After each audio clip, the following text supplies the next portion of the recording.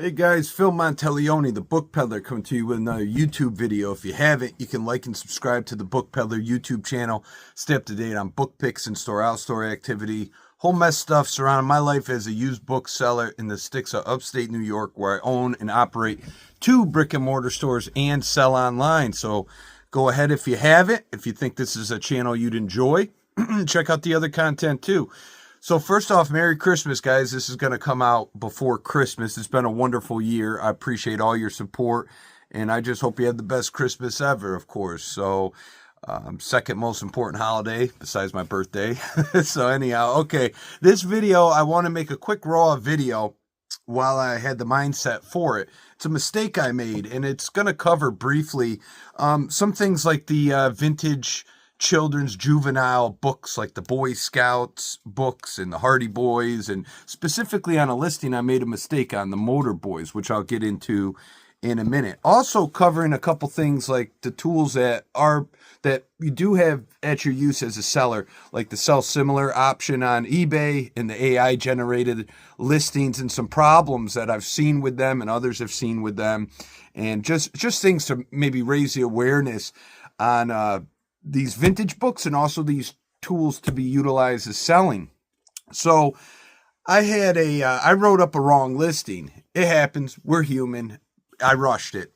That's usually the case of if a listing gets a little bit distorted, as if they're being rushed.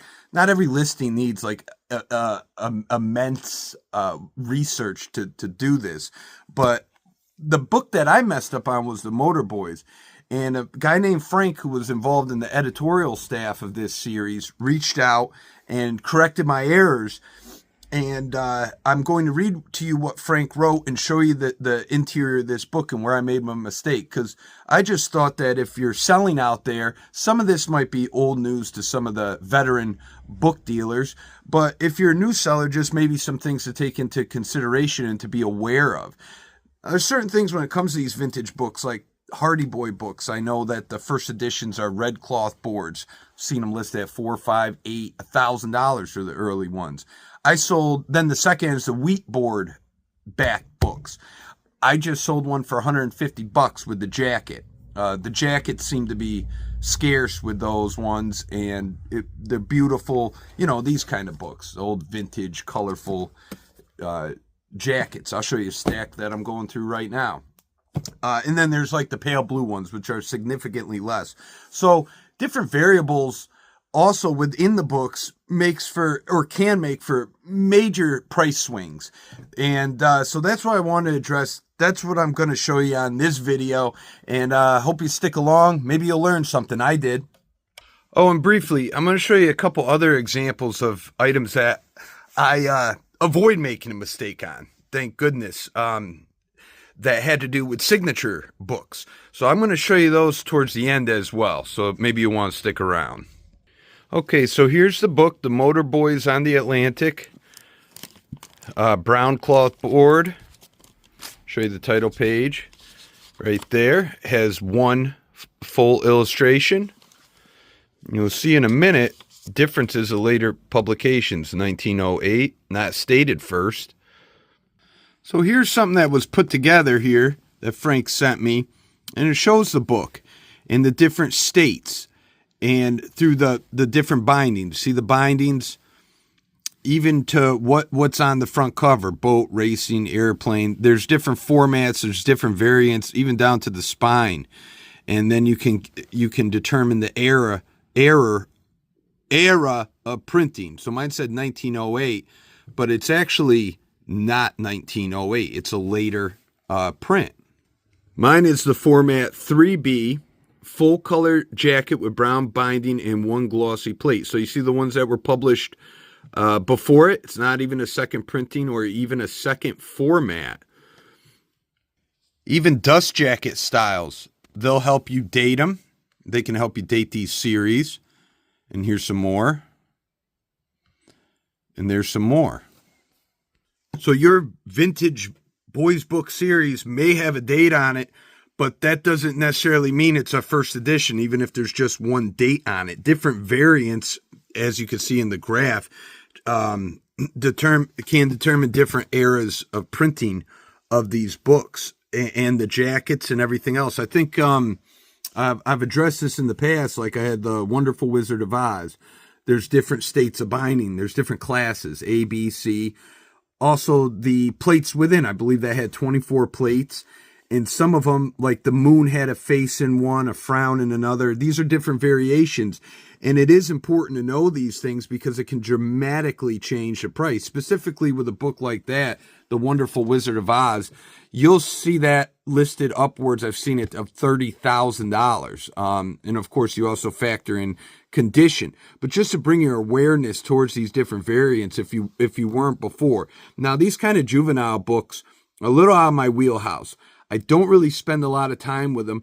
I know enough to be dangerous, but a lot of these, but usually it comes with those ones like the Hardy Boys or the Nancy Drews. These other ones, I'm just not well versed enough. So I really appreciate Frank reaching out and correcting me. I'm going to show you a bit more information that he sent. So here we go. He did catch something else on other listings. Make sure that whenever you see by arrangement with at the bottom of the title page is no longer a first edition, no better than second edition minimum. If the publisher indicated on the copyright notice does not match the publisher name on the title page, also a huge red flag, is not a first edition. Most of the books published by Grosset and Dunlap or A.L. Burt are reprints of earlier books. So popular fiction, mysteries, adventures, westerns. There are common exceptions, however, such as these juvenile series, Hardy Boys, Tom Swift, etc. Also, in case if you were unaware, different editions of these books and other books will have different dimensions. That's why, like, a lot of sellers on ABE will put in the dimensions, like the height of a book, the width of a book, and these can also determine different states. So just to be aware. Now, I usually don't put dimensions at all in my books, or in my listings, but it's just good to be aware of these things. Now, I've also said in the past that, most people that reach out to me are usually trying to price correct me. And, 9 times out of 10, it's for them to get a deal. So just be aware as a seller, not everybody's out for blood like Frank wasn't, but a lot of people do have ulterior motives when they do reach out to you, and to be aware of that. I think I gave the example. I had a Canal Ledger of the Delaware and Hudson. I think I had it listed for $1,000, and I had some guy come basically trying to price correct me and saying, "I'll give you $200 for it. It's not really what you think." Blah blah blah. I knew he was full of it. That stuff is more my wheelhouse. And about a week later, I think I sold it for $850. So it was a great sale. So, I'm not very gentle with people when they reach out because I don't know people's motivation. Sometimes I'm a little bit shoot first, ask questions later. This guy was generous enough to share his information. And he also brought up a very important book with these tools that we have to sell. I will say, if you're using a sell similar tool, because I do use it, it makes my listings go up faster. But a lot of times they'll have the incorrect information on it, and you'll have to correct it. But sometimes it's really off, actually. And so again, I'm just trying to bring awareness to new sellers out there that it's not all proper all the time, and you don't want to deal with a return, and you also don't want to undersell a book either. So let me show you Frank's opinion on this. So he's looking at other seller listings, and he's seeing problems on them. He goes, many sellers are copying old listings and just perpetuating the errors into their own listings. I'm now realizing that this is becoming a huge problem with the AI listing option on eBay. The machine learning algorithm is doing the exact same thing. It looks for a photo or title, matching copies over the listing description details, maybe combining a few, and again perpetuates any pre-existing errors from before. Morrow did all of the early editions. Grosset reprinted them in the 30s and reprinted them again in the 40s. So again, I've run into this problem as well. I don't know if you guys out there have, but it's something to stay aware of, basically. Now, another example of these listing tools is that you saw that I had a big punk book pick early in the year. I did a 3-part on it. If anybody hasn't seen it and you want to check out, you can. Again, a topic that is outside my wheelhouse. I'm not really used to dealing with that kind of material, so it's been a huge learning curve for me. But that's another beautiful thing about this business. If you like to learn, if you want to be a general bookseller, you're going to learn a lot. And like even the example of the Hardy Boy books that I gave earlier, I learned that a while back. And, you know, that's always in my mind. Once I learn it, it's there. I'm going to actually show you quick the bibliography. It's not exactly a bibliography that Frank suggested because I wanted to, I get these books in, so I need to learn more about them. It's this book right here, then I'll continue my thought, but A Collector's Guide to Hardcover Boys' Series by E. Christian Matson. And quickly, a lot of old timers and stuff, and what I highly recommend too is get bibliographies. Like I have Adirondack ones. They do them on publishers, on different genres, and they're a great resource to have, especially if you want to be a book dealer and you really want to learn the trade. These will assist you greatly in doing so. I've started my own collection of books on books and sellers and publishers and stuff like that. Some are better than others for sure, but like that one I'm going to pick up. It's $45-$75. It's like you're giving yourself a real education on the business aspect of this, and so that you do get your listings right, or if there's any questionable things that can be squelched. Getting back to my punk pick, I'm going to tell you a couple quick examples, and they also tie into people perpetuating bad listings. So that was very eye-opening to me. The punk stuff was out of my wheelhouse, just like the Boys series books are. So I've learned a tremendous lot. Again, it's a lot of fun about this business is if you like to learn, you get to learn a lot. But I had an Andy Warhol magazine. It's tucked away now, and limited run. Well, I found one that sold at an online auction, and it was presented as being an actual signature, which I'm 99% sure it was not his real signature on the magazine, but a printed signature like the 200 other limited copies out there. And that sold for over $3,000. Now, what I've seen in terms of, again, perpetuating a bad listing or improper information is that a lot of people who had that same limited magazine, the 3 other listings out there, they're using that auction sales listing as their template. That's what they're dubbing theirs to be. And it's not. It's worth significantly less than that. Now, I don't mind if people use information from my listings, and I use people's information. If it's there, why reinvent the wheel if it's the right information? But I think things like the mistakes that I made in terms of rushing a listing and not always maybe doing your due diligence on a listing can really set you up in a bad way. So I was just basically making this video to bring awareness to that aspect of it. I don't think it's wrong to procure data from another seller if it's correct at all. The other thing that I had was a Ed Ruska signed lithograph pullout in a magazine. Again, it highly valuable piece right there. But alarm bells were rung, and it was brought to my attention by somebody who was interested in buying it. And I have integrity. I couldn't just sell it for what I initially thought it was, which was a legitimate signature. So I did about 15 hours of research on that thing, and I've come to the conclusion that it's not what what I thought it was to be. And it happens from time to time. I mean, signatures, you can kind of see them sitting on top of the paper, so to say. Some of them might bleed through, you do comparisons and stuff. Of course, the best way is to probably send it in to an expert to have it PSA verified. So besides the point, my main point being part of this video is that these similar tools, they're great to utilize, but give it a second look over. a lot of times what I've found using the tools is the information has been incorrect about the book that I have. And looking in a little bit deeper, if necessary, to some of these variants within books can really dramatically change the price range.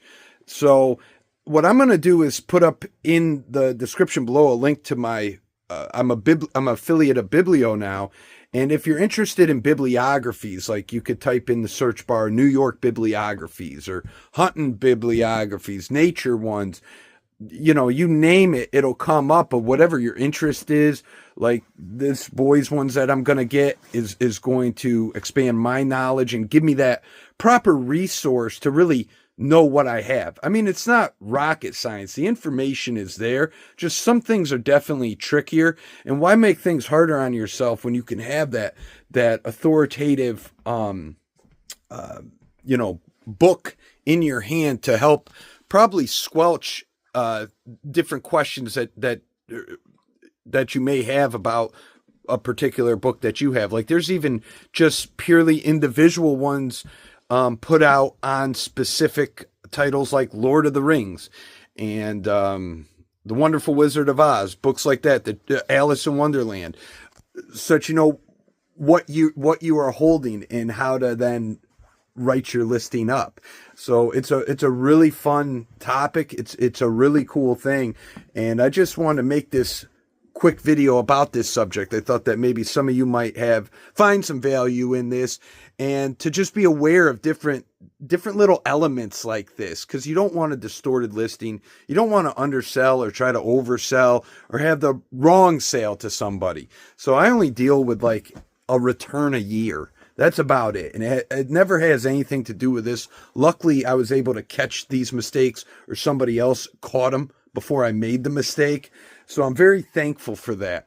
The other just quick bit that I will say about this whole topic is, there's a lot of people that scan out there. I don't knock scanners at all. I think it's great. Make your money, paying bills. I never knock somebody how they make their money. That's awesome. But I will say that you probably are leaving a lot of money on the table. And some of these things are very simple to pick up on, like the Hardy Boy red boards. They take 2 seconds. And I always see it as like a time thing anymore for me, is what do I want to invest my time into? What kind of seller do I want to be?